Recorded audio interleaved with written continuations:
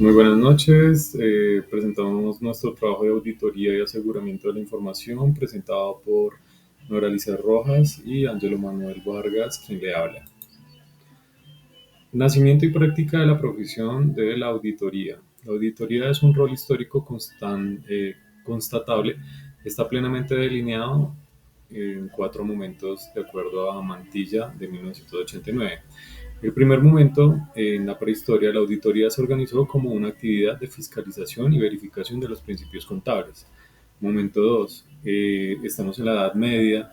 En esta época los hacendados y los grupos económicos favorecidos tenían que pagar sus diezmos al virrey y la iglesia, y para su control estaban los auditores. En el momento 3, ya en la edad industrial, a mediados del siglo XVIII, en Inglaterra aparecieron las primeras máquinas hiladoras y el tejido hecho que marcó el nacimiento de la revolución industrial y el nacimiento de las corrientes de las corrientes de auditoría, como es la auditoría anglosajona.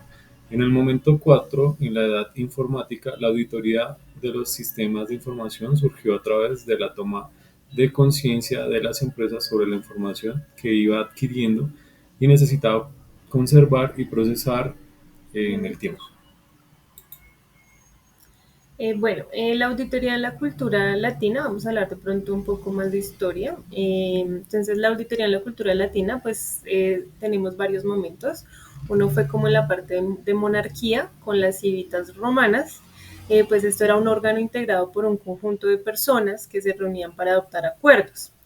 Tiene un enorme parecido con lo que hoy se conoce como fiscalización pública y privada, parecido que se refuerzan los conceptos de control público de acciones privadas, archivos sobre acontecimientos, emisión de dictámenes y procedimientos jurídicos.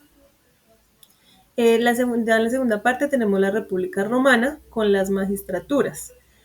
Aquí significaban la dignidad, cargo y conjunto de atribuciones con las cuales en la antigua Roma se investía un ciudadano para que desempeñara determinadas funciones relacionadas con la administración y dirección política de la ciudad.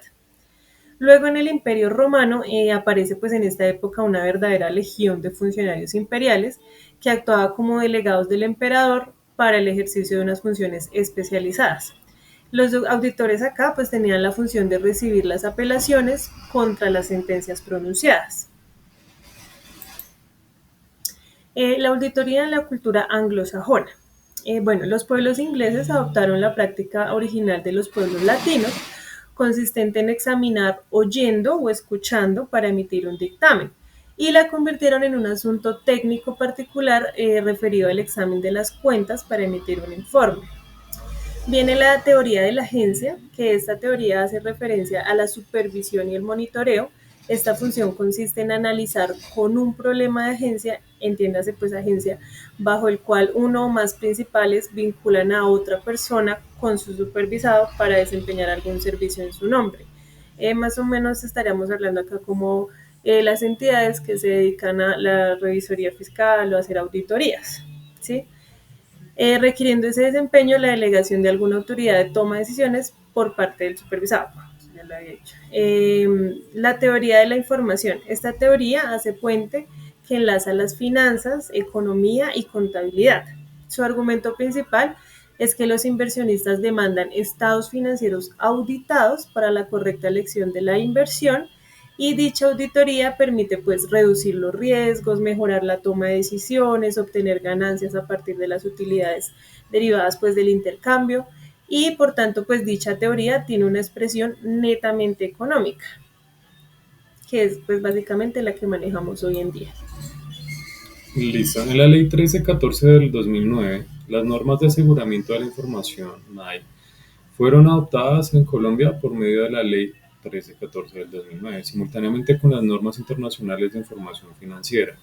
Al respecto, el artículo 5 de la mencionada ley dice: se entiende por normas de aseguramiento de la información al sistema compuesto por principios, conceptos, técnicas, interpretaciones y guías que regulan las calidades personales, el comportamiento, la ejecución del trabajo y los informes de trabajo de aseguramiento de la información. Tales normas se componen de normas éticas, normas de control de calidad de los trabajos, normas de auditoría de información financiera histórica, normas de revisión de información financiera histórica y normas de aseguramiento de información distinta de la anterior.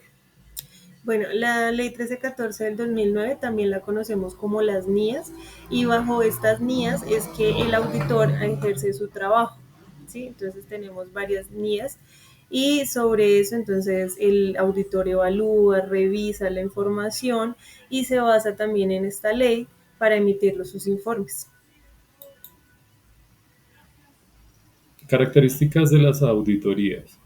El ejercicio de auditar siempre se debe identificar por ser profesional y transparente, sistemático y objetivo. Ok, bueno, en cuanto a profesional y transparente, pues esto debe ser un proceso desarrollado por un auditor, una persona, el cual pues debe tener la capacidad de informar lo que se halla en la auditoría sin ningún juicio de valor e independencia.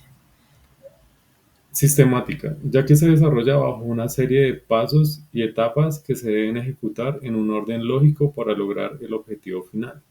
Y por último, objetiva. Esto significa que debe estar basada en hechos reales, sustentables y con evidencia, actuando siempre en desarrollo con una actitud mental independiente e imparcial.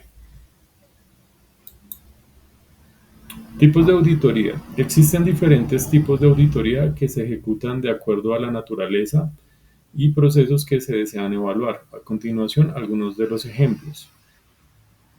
Entonces tenemos auditoría fiscal, auditoría ambiental, auditoría pública, también hay auditorías internas, externas y operativas. Digamos que en la parte operativa se puede ver auditorías que solo ejecutan un proceso. Entonces, por ejemplo, un proceso de cartera, un proceso de tesorería, etcétera. Bueno, por último, pues tenemos la figura de contador auditor.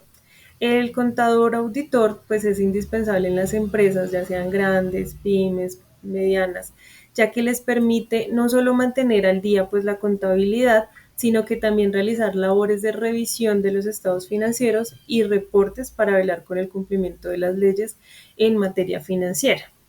Entre las principales funciones del contador auditor destacan. Se encarga de la creación de los estados financieros de la empresa. Lleva la contabilidad de costos en productos y es decir, fija precios referentes a las ventas o el valor de determinados productos. Realiza auditorías revisando los documentos contables elaborados, verificando la información. Organiza y crea las nóminas laborales. Lleva a cabo todo lo relacionado a las declaraciones de impuestos. Ya, bueno, como para finalizar, tenemos unas conclusiones. Bueno, es importante conocer que la auditoría y el aseguramiento de la información, pues no son términos muy modernos, sino que vienen desde el principio de los tiempos realmente, donde se vean involucrada una persona y otras deban tomar decisiones importantes. Siempre es bueno contar con un auditor que vele que esta información es correcta, ¿sí? Entonces, digamos que realmente ahorita en las empresas lo que se necesita pues es un personal capacitado, comprometido y responsable para que así pueda entregar y velar la información con la más alta calidad. Y obviamente que el auditor también cumple una función muy especial que es mejorar los procesos actuales de la empresa. Bueno, se presenta lo que fue la bibliografía que se utilizó para la realización del trabajo. Y ya, muchas gracias por su tiempo. Gracias a todos, nos vemos en una próxima.